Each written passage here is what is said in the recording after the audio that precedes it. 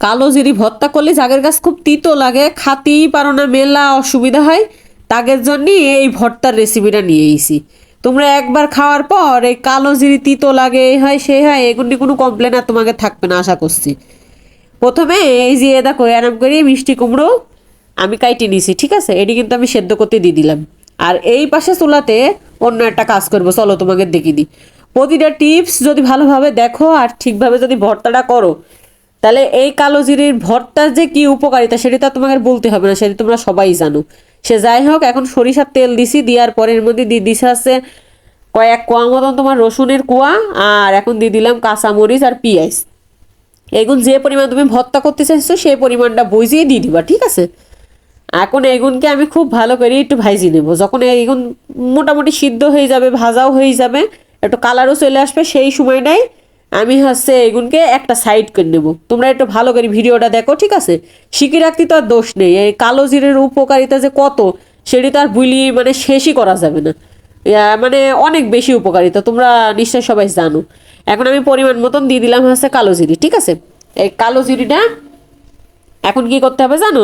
সুন্দর করে একটুক্ষণ ভাজি নিতে হবে। এই পর্যায়ে চুলার জালটা কিন্তু একদম লোতে আছে, ঠিক আছে? হাই এদিক করতে যাবে না, কালো জিরি কালো তো বুঝতে পারবে না, এদিক পুড়ি কিন্তু একেবারে সেই অন্যরকম অবস্থা হয়ে যাবে, ঠিক আছে? লোতে দিয়ে এই একটুক্ষণ আমি ভাজি দিছি। যতক্ষণ সময় আমি ভাজছি, এখানে আমি কোনো কাটমাট করিনি, তোমাকে দেখানোর জন্য পুরাটা সময়ই আমি এখানে রেখে দিছি, ঠিক আছে? তারপরে যখন এই ভাজাটা হয়ে যাচ্ছে, পুরাটায় রসুন পেঁয়াজ, তারপরে তোমার এই ঝাল সবগুলো আমি একসাথে একটুক্ষণ ভাজি নিছি, হ্যাঁ, 30 সেকেন্ড মতো নিয়ে দেখো এবার চলে আইছি। এখন সুন্দর করে এগুনকে পিষিয়ে নিতে হবে, ঠিক আছে? পিষিয়ে নেওয়ার আগে আমি এখন লবণ দিলাম আর এই যে পেঁয়াজ দিলাম। এই কাঁচা পেঁয়াজটা কিন্তু দিতেই হবে, ঠিক আছে? অবশ্যই দিবা, এটি না দিলে কিন্তু অরিজিনাল যে টেস্ট সেটি কিন্তু তুমি পাবা না। এখন দেওয়ার পরে এগুনকে খুব সুন্দর করে আমি পিষিয়ে নিচ্ছি। মানে তোমার একেবারে ইনশিওর করতে হবে যে তোমার এই যে কালো জিরাটা আছে ওইটি যেন একদম মনে করো মিহি মিহি হয়ে যায়। ভাজা তো বেশি তোমার কষ্ট করতে হবে না, না একটুক্ষণ সুন্দর করে মানে মাখা চাখা করলে এটি মিশি যাবে না। এখন আর বেশি কাজ নেই, খালি ওই মিষ্টি কুমড়োটা শুরুই তোমাকে বললাম না যে এটি ভর্তা করতে করার সময় তোমাকে ওই সিদ্ধ করে নিতে হবে না আগে, তো সিদ্ধ আমার হয়ে গেছে।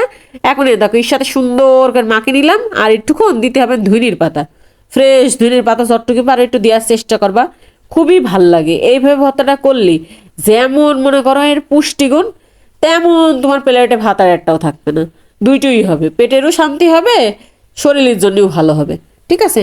তো এইভাবে করে নিয়ে শেষ পর্যায়ে তুমি একটুখানি সর্ষের তেল যদি মনে করো যে দিবা, তাও দিতে পারো, ঠিক আছে? আর তুমি যদি ডায়েটে থাকো তাহলে তেল মশলা একটুকুন কমিয়ে দিলেও কোনো সমস্যা নেই।